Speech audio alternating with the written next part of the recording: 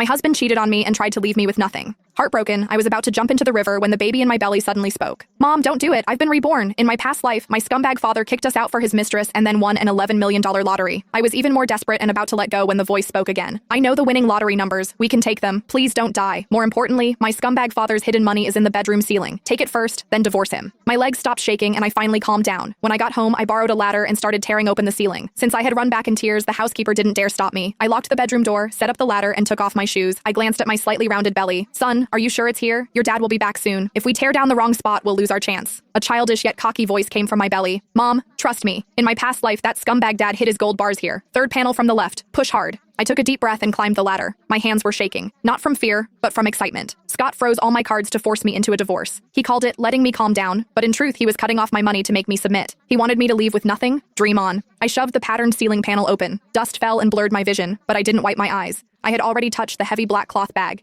It was so heavy that I nearly fell off the ladder while pulling it out. Be careful, Mom. If you fall, we'll both die. Don't jinx it. My hands shook as I opened the bag. Golden light flashed before my eyes. It was filled with gold bars. I had never seen so much gold in my life. I rummaged through it and found stacks of US dollars underneath. How much money is this? About $5 million. That scumbag dad secretly siphoned it from the company behind his partner's backs. It was meant as startup money for him and his mistress to enjoy life overseas. In your past life, you jumped into the river and let them get away. They used this money to go abroad, get credentials, and return as famous entrepreneurs, completely forgetting you. Hearing this, my anger exploded. Scott, you bastard! I built everything with you from nothing, and now that you were rich, you cheated on me, hid money from me, and even tried to drive me to death? I took the gold bars out one by one and packed them into the suitcase I'd prepared earlier. What if Scott finds out when he gets back? I stared at the dark opening, worried. If he found out, I might not even make it out of this house, let alone get a divorce. Mom, are you silly? Just stuff some old books into the box next to it so it looks full, then put the ceiling panels back. They haven't been opened in years. By the time he notices, we'll be long gone. I suddenly understood. I grabbed a few of Scott's showpiece books from the top shelf, stuffed them into the black bag, and put it back in the ceiling. Then I carefully secured the panels. I even wiped away the fingerprints on the edges. Then I sat on the floor, my heart pounding. Even jumping into the river hadn't been this thrilling. Just then, the door opened downstairs. Scott's impatient voice followed. Tara, did that crazy woman come back? I froze. Mom, don't give in. You're the victim now. Act desperate and make him think you've given up. I kicked the suitcase of gold bars deep under the bed, then messed up my hair and sat on the edge. I forced myself to calm down and tears immediately welled up. When Scott pushed the door open, he saw me looking heartbroken. Disgust flashed in his eyes.